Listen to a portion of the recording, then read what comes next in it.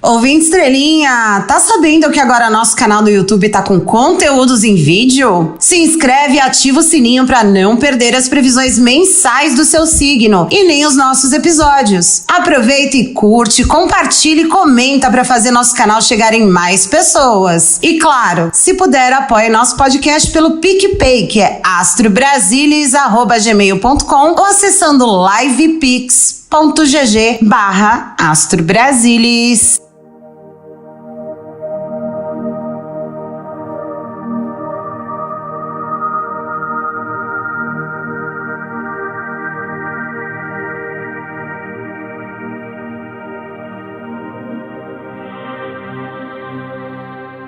E aí, estrelinhas carnavalescas dessa podosfera, como vocês passaram mais essa semana? Tô chapado até agora com essa porcaria. Todo mundo fudido dessa merda. Eu tô muito felizão aí. Totalmente drogada. Sejam todos muito bem-vindos à Zona Etérea do Astro Brasilis, podcast pra quem jura que o Tarcísio vai vir pro lado do Lula. Se você acredita em Spirit Box, banho de sons, tábua de Ouija e que a família Bolsonaro perdeu um dos seus jet skis na volta da pescaria em Angra, esse é o podcast. Para mí es un privilegio total de presentar a la estrella de este programa. Eu sou Chu, a sua futriqueira político astral, e vou te conduzir nessa viagem de ácido que é o Brasil das Estrelas. Menina, o que tá acontecendo nesse país? Eu tive que tomar umas caipirinhas de Lexotan. Tivemos uma treta imensa com o MEC e o Sisu. Lula chamando o Tarcísio pra perto. Posse do Lewandowski. Dr. G arrumando um cantinho pro Capelli, que segue sendo a Ana Furtado desse governo. Mas a gente também teve revelações sobre o mandante da morte de Marielle Franco. Busca e apreensão nos trecos do Carluxo em relação ao gabinete do ódio e a BIM paralela. Olha, o Brasil tá daquele jeito que a gente falou no começo do ano, hein? Mas bora lá ver o que temos pra semana de carnaval ali no governo federal? Vamos ver aí as energias da semana então. Viemos tirar um animal de poder. Espírito da formiga.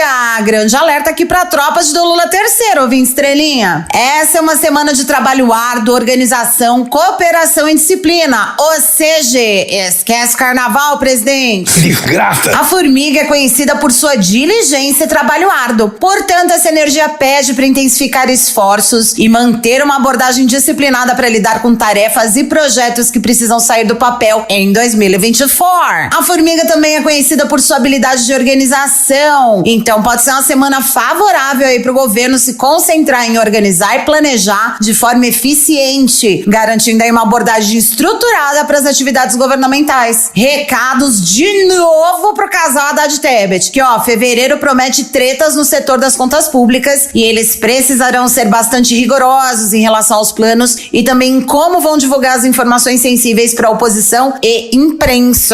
E faz todo sentido com a astrologia em fevereiro, que a gente vai falar daqui a pouquinho. Então, ministros, trabalhem em conjunto com as demais pastas e com quem for necessário para favorecer a economia do país e a entrada de mais din-din através aí de investimentos e de arrecadação. Vamos tirar o mestre ascensionado?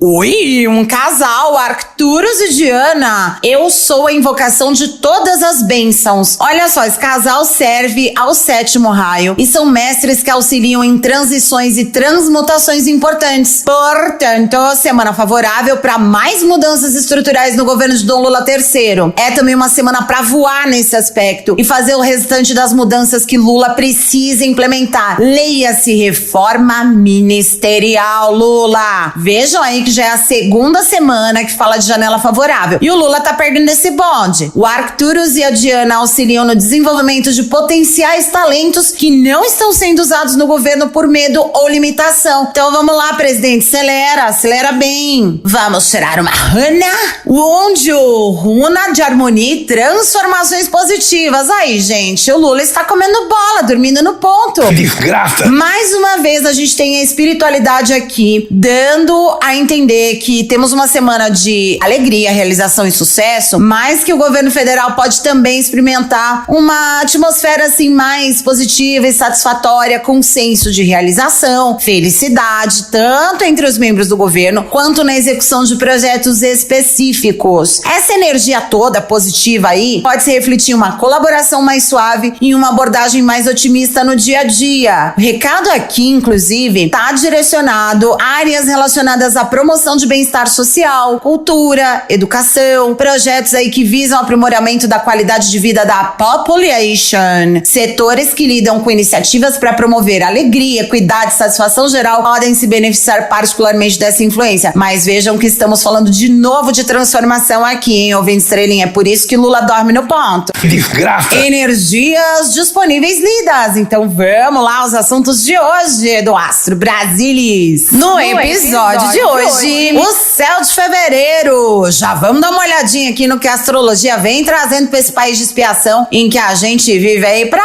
deixar o governo do Lula III prevenido e nós esperto, né? O inferno astral do MEC. Pessoal do Ministério da Educação vem batendo cabeça nas últimas semanas e por isso a gente vai consultar os nossos oráculos pra entender aí que horas o inferno astral do MEC acaba. A BIM paralela. Na fofoca da semana, a gente vai dar um giro em toda a treta da BIM paralela revelada esta semana, com direito a gafe jornalística, destruição de reputação e choradeira minion. Bora entender com os nossos oráculos o desenrolar dessa história toda? Solta a vinheta! Astro Brasilis, zoando a política brasileira ad eterno. Episódio 68 chegou com os dois pés na porta, ouvinte estrelinha. Isso porque a gente já sai dando pra vocês a letra de como vão funcionar os astros pro Brasil no mês de fevereiro. Nesse próximo mês tem evento astrológico que só a porra, viu, ouvinte estrelinha? Isso aqui é um manicômio. Você é um verdadeiro manicômio. O mês começa tretadíssimo, com quadratura entre Sol em Aquário e Urano, o que nos profetiza aí uma fase potencialmente rebelde no coletivo. Você tem todo o direito de se irritar e de se preocupar. Atitudes impulsivas e imprevistos diversos podem surgir, tornando crucial prestar atenção aos movimentos internos aí do governo. Temos também uma fase bem desesperada da oposição ao governo, que pode levar essa turminha do barulho, gente, a ações ainda mais desequilibradas do que de costume. Sim, temos uma intensificação de descontrole emocional desse povo que já inspira cuidados normalmente.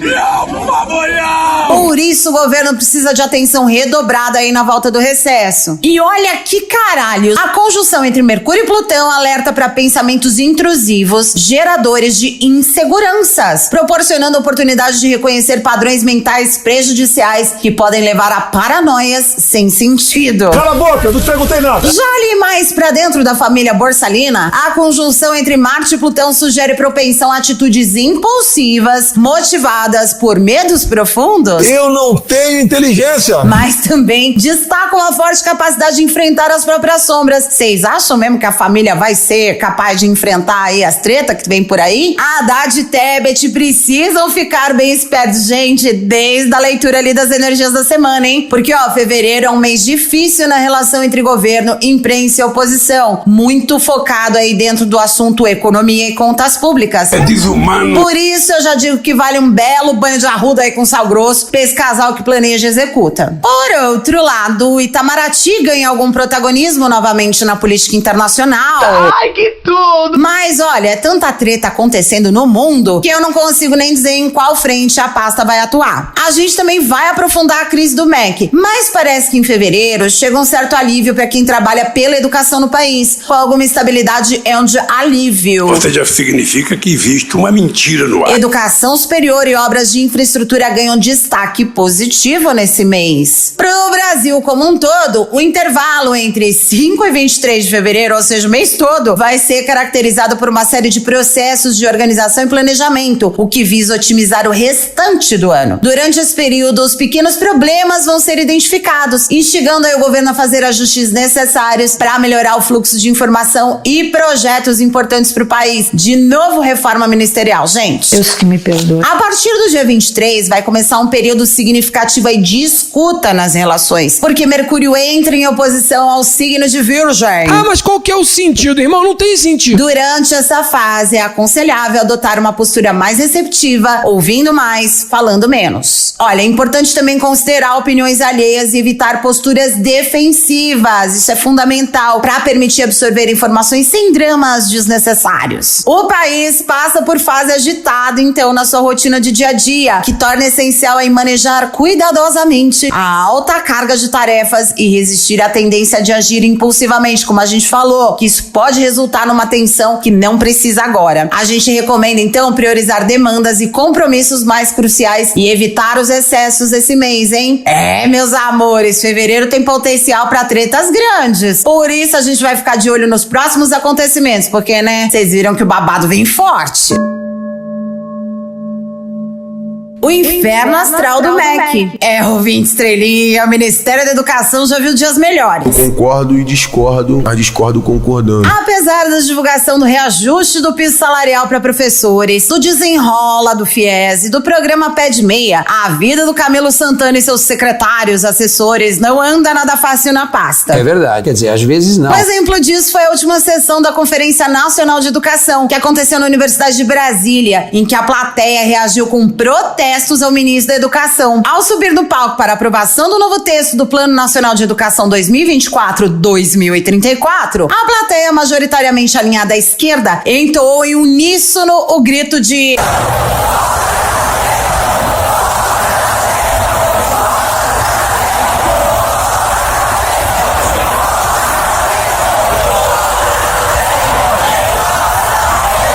A ação reflete desconfiança por parte do público em relação aos rumos do sistema educacional associado à Fundação Lehman, dele mesmo, João Paulo Lehman. É isso! Aquele que foi alvo de uma CPI que nem Cócegas fez no ano passado nas lojas americanas. O grande gestor desse país era o cara das lojas americanas, o tal do Paulo Jorge Lehman, que deu um calote de quase 40 bilhões de reais nesse país, quebrando a loja dele e quase quebrando o sistema financeiro.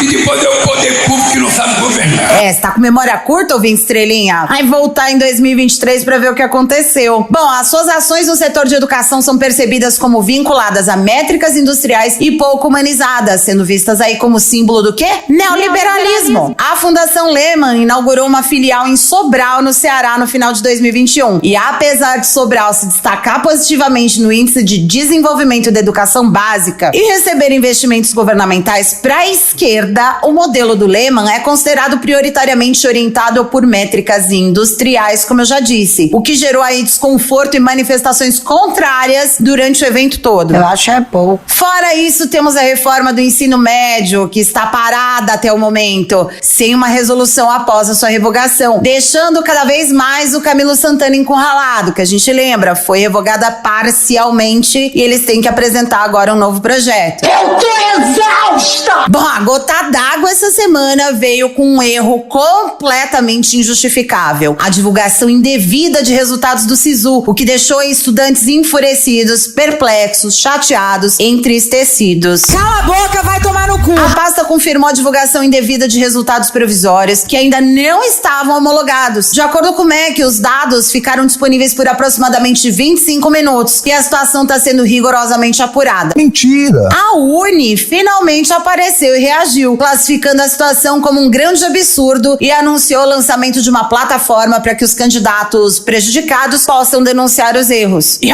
tem mais de onde sair essa zona toda. O MEC precisa entender os motivos por trás da baixa adesão ao Enem. Cerca de 2 milhões de estudantes concluíram ensino médio no ano passado, com apenas aproximadamente 1,4 milhão se inscrevendo no Enem, dos quais apenas 1 milhão efetivamente realizaram a prova. O MEC pretende conduzir aí uma campanha para estimular a participação dos jovens no exame, considerada a principal porta de entrada para o ensino superior. Bom, eu acho importante a gente entender aqui com o oráculo de Delfos o que vai acontecer com esse inferno astral, né? São problemas e problemas que o MEC vem acumulando. Será que isso chega ao final? Bora lá então, vamos embaralhar as cartas!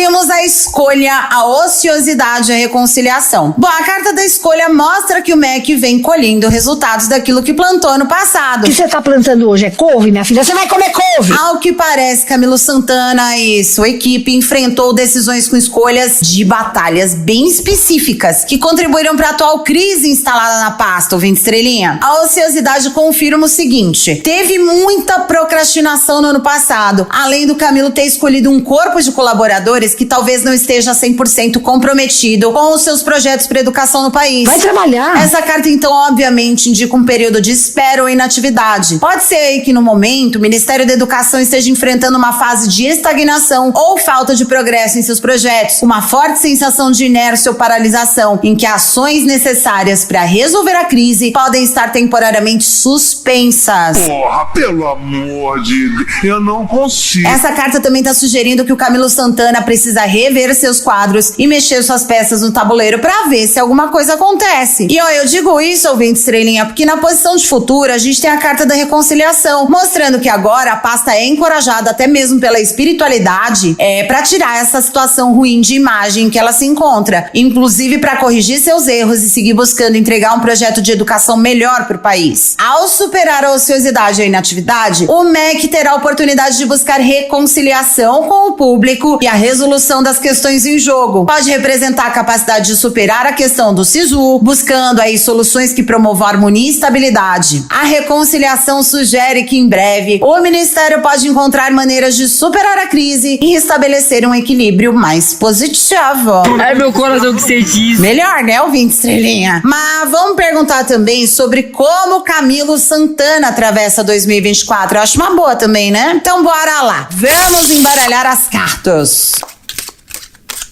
A indiscrição, a proteção angelical e a felicidade. Caralho, o maluco é brabo. No ano passado, Camilo pode ter enfrentado situações em que a falta de discrição ou a divulgação inadequada de informações da sua pasta podem ter desempenhado um papel que o deixou em maus lençóis. E isso aqui bate totalmente com a confusão que deu no SISU essa semana. Isso poderia indicar eventos ou situações em que questões delicadas foram expostas de maneira indevida, possivelmente afetando a dinâmica do Ministério da Educação. Isso é maconha. Já a carta de proteção angelical sugere que agora o Camilo pode estar sob uma influência protetora ou orientadora, não só espiritualmente, mas também do próprio Dom Lula III. Nesse momento, o Ministério vem recebendo ajuda ou conselhos benevolentes que o orientam na superação da crise. Essa carta também sugere que, apesar das dificuldades, há uma força positiva ou guia espiritual ao redor de Camilo Santana que tá salvando a pele aí do ministro. Por fim, a carta da felicidade no futuro é bastante positiva para o Camilo. Indica que à medida em que o ano de 2024 avança, o ministro pode experimentar em momentos de alegria, satisfação e sucesso profissional nas suas funções dentro do Ministério da Educação. Indica também que as decisões tomadas e os esforços feitos para corrigir as cagadas desse comediano ruim vão resultar em realizações positivas, contribuindo para um ambiente mais feliz e equilibrado na educação. Ouvinte estrelinha, vamos ver como a pasta segue em 2024. Eu acho que tem coisas que não dá pra errar, tipo o que aconteceu com o SISU essa semana. E é possível compensar com a divulgação de outras ações e projetos importantes da pasta, que aconteceram por aí, mas precisam de mais divulgação. Fato é que Camilo precisa ficar muito de olho nessa ociosidade que o nosso jogo mostrou aqui na pasta. Carnaval passando, tá na hora de chacoalhar essa equipe, hein, ministro? Bem paralela. Ouvinte estrelinha. Essa semana a fofoca é boa, né? Carluxo. Toque, toque, toque. Quem é? É a Polícia Federal. Bom, o que aconteceu? A PF cumpriu 8 mandados de busca e apreensão muito babadeiros. Que a fofoca vai longe, tá? Foi a nova fase de operações mistas aí, mas é um desdobramento da Operação Vigilância Aproximada, que foi autorizada pelo STF, e o Carlos Bolsonaro foi um dos alvos em seu gabinete, na sua casa no Rio e em Angra dos Reis. A minha vida aqui é uma desgraça. A investigação se concentra concentra na possível atuação ilegal da ABIN para monitorar opositores da família Borsalino e proteger os filhos do ex-presidente das investigações. Não pedi a tua opinião. O Alexandre Ramagem, que é próximo à família, é um dos alvos da investigação por possível conduta irregular durante seu comando na ABIN. A PF busca identificar os principais beneficiários e destinatários das informações produzidas ilegalmente pela Agência de Inteligência Federal. Eu não sou informado. O cerne da investigação envolve o software de espionagem First Mile, adquirido sem licitação durante o governo de Michel Temer, mas alegadamente utilizado de maneira mais intensa durante o governo do... O programa teria sido usado para rastrear dados de geolocalização de celulares, incluindo membros do STF, jornalistas e políticos sem a devida autorização judicial. Ah, morre, diabo! A ABIN afirmou que uma sindicância interna está em andamento e que as informações serão compartilhadas com a PF e com o Supremo. É verdade. Quer dizer, às vezes não. Rodrigo Pacheco Pequeno pediu ao STF acesso à lista de senadores e deputados federais monitorados pela ABIN paralela. Mas, ó, Vincerina, deixa eu só dizer uma coisa pra vocês. Enquanto a gente tava aqui terminando a pauta desse episódio, saiu uma lista de alguns dos investigados pela ABIN paralela. E são eles: os senadores Otto Alencar, Rogério Carvalho, Omar Aziz, Eu não quero ser indelicado. Humberto Costa, Alessandro Vieira, Renan Calheiros, Simone Tebet e Soraya Tronic. Além disso tudo, tem o líder do governo no Congresso, o senador Randolfo Rodrigues. Esse fascistinha de merda aí! E ó, não teve só senador não, teve os deputados também. Foda-se! O ex-presidente da Câmara, Rodrigo Maia, foi espionado. O ex-deputado Alexandre Frota. E olha, o maior desperdício de grampo aqui foi o deputado Kim Kataguiri, né? De cair o orifício retal das nádegas. Mas também teve aí uma espionagem bizarra. Por exemplo, o ex-ministro da Educação, Abraham Weintraub. Muito pipi mole. Muito pipi mole. O pipizinho dele bem mole. O Anderson Torres, que era ministro da Justiça. Tem um termo técnico pra isso. Chama fogo no parquinho! A Flávia Arruda, que era da Secretaria de Governo. E o antecessor dela, o Santos Cruz, o ex-general, que rompeu com a família do... Pois é, gente, tem muita novidade acontecendo enquanto este episódio está sendo gravado. E a última notícia diz que a ABIN paralela chegou a imprimir informações sobre o delegado do caso Marielle Franco. Oxe, como assim, gente? Seus patifes, canalha! Mas, ó, Vincelinha, nem tudo são flores com essa investigação que já respingou no governo Lula, por óbvio, né? Deu errado! O Palácio do Planalto anunciou essa semana a exoneração do Alessandro Moretti, diretor adjunto da ABIN. A exoneração do Moretti ocorre em meio a suspeita sobre a sua relação com o Ramagem, que é o ex-diretor da instituição e figura-chave aí na investigação. Os documentos da PF apontam para uma possível ligação entre membros da atual gestão da ABIN e seus ex-integrantes, como o Ramagem, sugerindo aí um conluio com o objetivo de prejudicar as investigações. A suspeita é de que servidores recém-nomeados da ABIN, eles teriam sido usados nesse esquema de espionagem ilegal que está sendo investigado nessa operação First Mile. Moretti é acusado de fornecer informações sobre a investigação da ABIN paralela com fins políticos e de ter afirmado que a investigação teria sido encerrada. A alta cúpula da ABIN é acusada de atuar ilicitamente, interferindo em investigações e usando recursos da agência para objetivos não autorizados. A gente falou aí do senador Otto Alencar, que foi confirmado que foi espionado, mas, por exemplo, ele alegou já lá atrás, durante a CPI da pandemia, que ele teve o telefone clonado e grampeado naquele período. A deputada Fernanda Melchiona, do PSOL do Rio Grande do Sul, também pediu para a Anatel informações detalhadas sobre suas investigações internas relacionadas à atuação das operadoras de telefonia nesse contexto da ABIN paralela. A deputada questiona se a Anatel tem conhecimento do uso do software First Mile para monitorar os celulares pelas operadoras TIM, Vivo e Claro, conforme uma reportagem recente aí. E também ela está perguntando sobre se a agência foi informada sobre essa vigilância. Além de tudo isso, a Fernanda ainda busca esclarecimentos sobre processos administrativos internos que foram abertos e as sanções possíveis às operadoras. A A deputada, por fim, questiona se o Ministério da Defesa sabia da aquisição do software pelo Exército, o período de uso e se os dados foram compartilhados com autoridades estaduais e municipais. Que merda, hein? Bom, o nega tudo, se fez de vítima e enquanto a ABIN afirma colaborar com as investigações. E agora a ABIN paralela, porque o Bolsonaro admitiu. Eu recomendo a vocês, aquela tal da sessão secreta, que o Supremo falou que tem que divulgar. Era uma reunião com o ministro. E por que nós resolvemos divulgar? Teve a adesão Suprema, tudo bem. Mas tinha acusação que ele estava à prova, que eu interferia na PF. E não estava a prova ali. Em dado momento eu falei, eu não tenho inteligência da ABIN, da PF, do Exército, da Marinha, da Aeronáutica. Eu não tenho inteligência. O relatório da CPMI dos atos de 8 de janeiro já citava a relação entre o esquema de espionagem ilegal e o Palácio do Planalto. No documento, a comissão diz que as investigações revelaram que não houve propriamente um apagão de inteligência, mas sim um desvirtuamento, enfraquecimento e desmantelamento de um sistema de inteligência.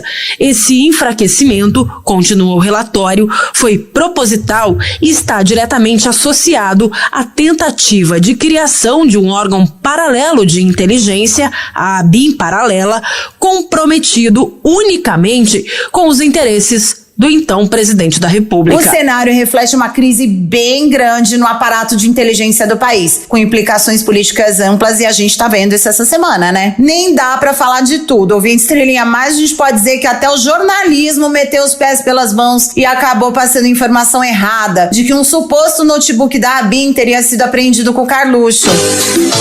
E agora vem então a correção no mesmo tamanho, na mesma honestidade e na mesma forma. Ontem eu disse aqui pra vocês no Conexão e no G1 que um computador da Agência Brasileira de Inteligência, da ABIN, teria sido encontrado entre os pertences de Carlos Bolsonaro, o filho 02 do presidente da República. A informação estava errada. O computador foi sim encontrado no meio da mesma operação que atingiu Carlos Bolsonaro, mas na casa de um militar que era ex-assessor do Alexandre Ramagem e que também foi alvo da operação. Como a gente contou aqui ontem também, porque as duas informações se misturaram, a mulher desse militar é servidora da ABIN, mas a Polícia Federal apreendeu o computador para entender quem de fato fazia uso desses equipamentos. Quem é este militar? Segundo os autos do processo, a Polícia Federal acredita que o nome dele é Giancarlo Gomes Rodrigues, que ele atuava por ordem do Alexandre Ramagem, hoje deputado federal, mas que na época era diretor-geral da ABIN, como monitorando ilegalmente os passos de um advogado que era próximo à ex-deputada Joyce Hasselmann e ao ex-presidente da Câmara, Rodrigo Maia.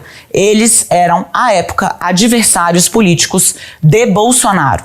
As informações ainda do relatório oficial da PF mostram que esse Giancarlo Gomes Rodrigues é militar e, na época, estava trabalhando na ABIN. Ele ficava no Centro de Inteligência Nacional e operava a ferramenta que, segundo a PF, foi utilizada ilegalmente para monitorar advogados, jornalistas, políticos, adversários do governo e ministros do Supremo Tribunal Federal. Bom, o fato é então, vamos aqui rememorar e aí vai ter tudo bonitinho. Se você chegou agora e está buscando a informação, aos fatos. Carlos Bolsonaro foi alvo ontem de uma busca e apreensão em seus endereços residenciais e também na Câmara Municipal do Rio de Janeiro.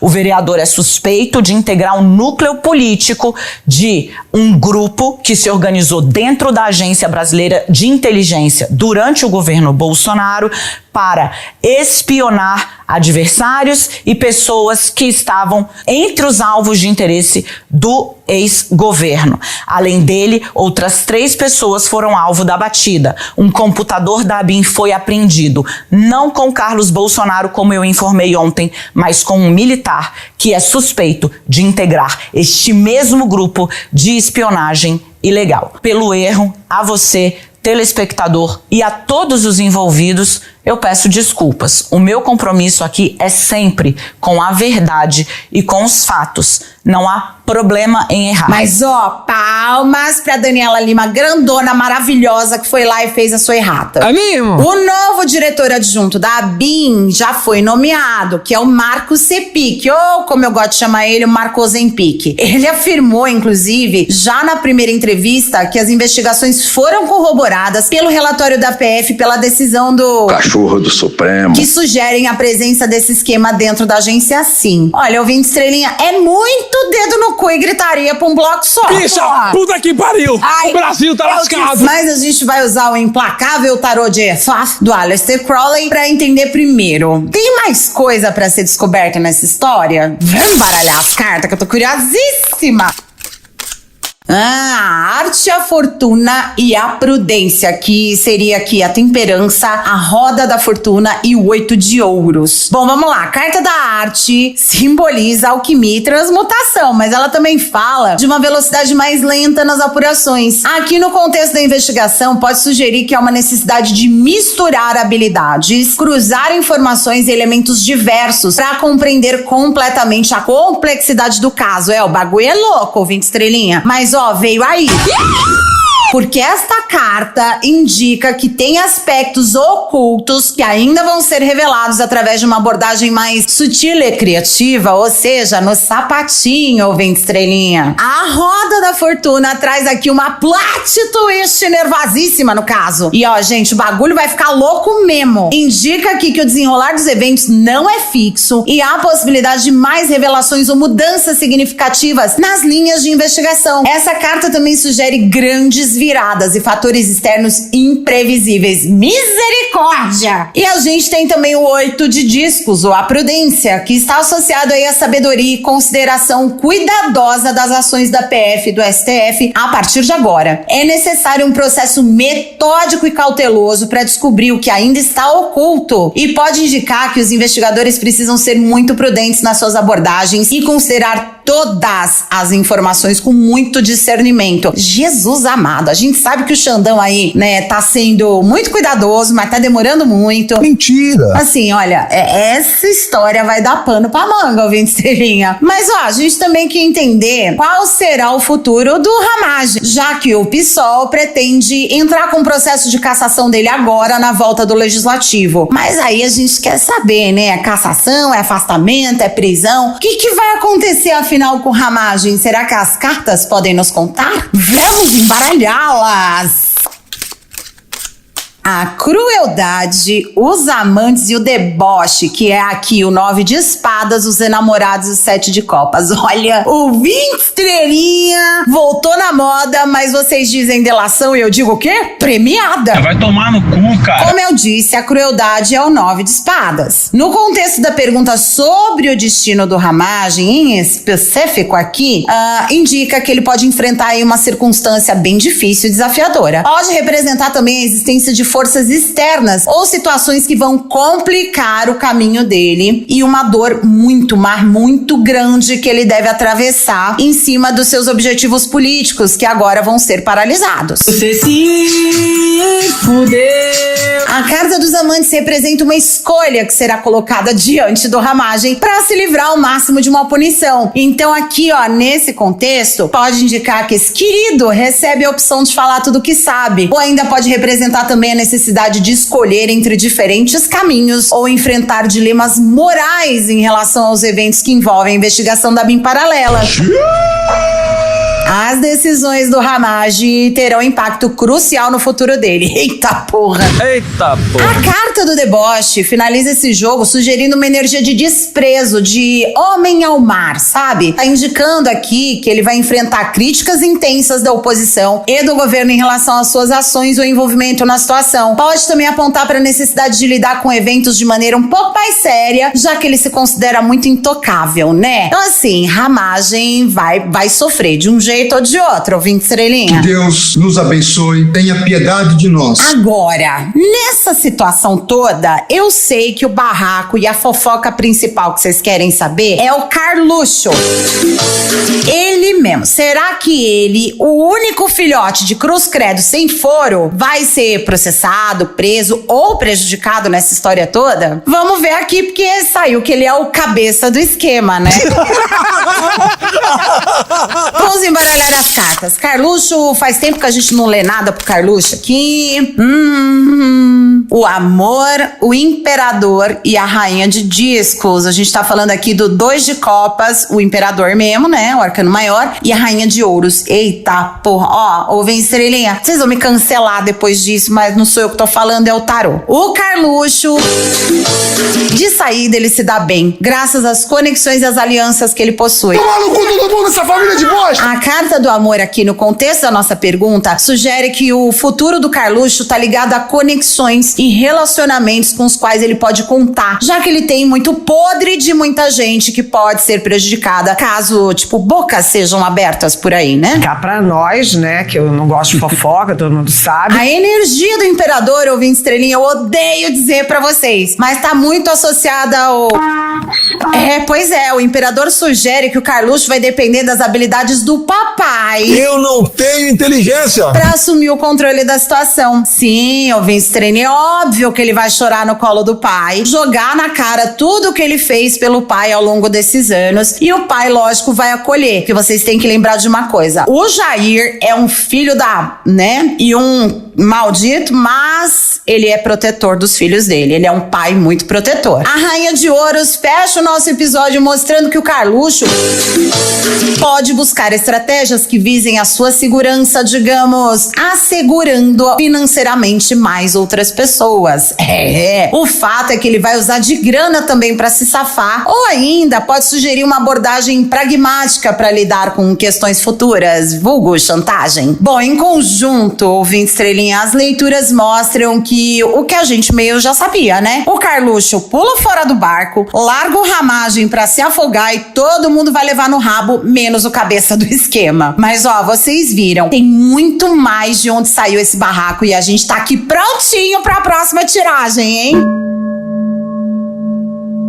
Chegamos ao final de mais um episódio do Astro Brasilis. Esse foi babado, hein? Obrigada, ouvinte estrelinha, por sempre ficar conosco até o final. E não se esquece, compartilhe o podcast com seus amiguinhos pra gente ampliar cada vez mais essa constelação familiar de futriqueiros astrais. Aliás, a gente vai amar se vocês colaborarem com o nosso trabalho, mandando aí uma energia de troca, bufunfa, la plata, money. É só você acessar livepix.gg/astrobrasilis ou pelo PicPay, doando pra astrobrasilis@gmail.com. Beijos a todos nossos queridos ouvintes que sempre interagem conosco nas redes sociais. Não esquece de seguir a gente em todas elas, é @astrobrasilis. Esse podcast hoje usou referências de BBC, UOL, G1, ICL Notícias e os oráculos Tarô de Efaf e o Novo Oráculo de Delfos. Quer fazer uma pergunta sobre a vida política do Brasil? Manda a sua sugestão para astrobrasilis@gmail.com. Eu sou a Chu e esse foi mais um Astro Brasilis, zoando a política brasileira de eterna nan. Um beijo pra vocês, até o próximo episódio. E fica de olho, leituras mensais no nosso canal do YouTube em fevereiro de 2024 já estão entrando no ar.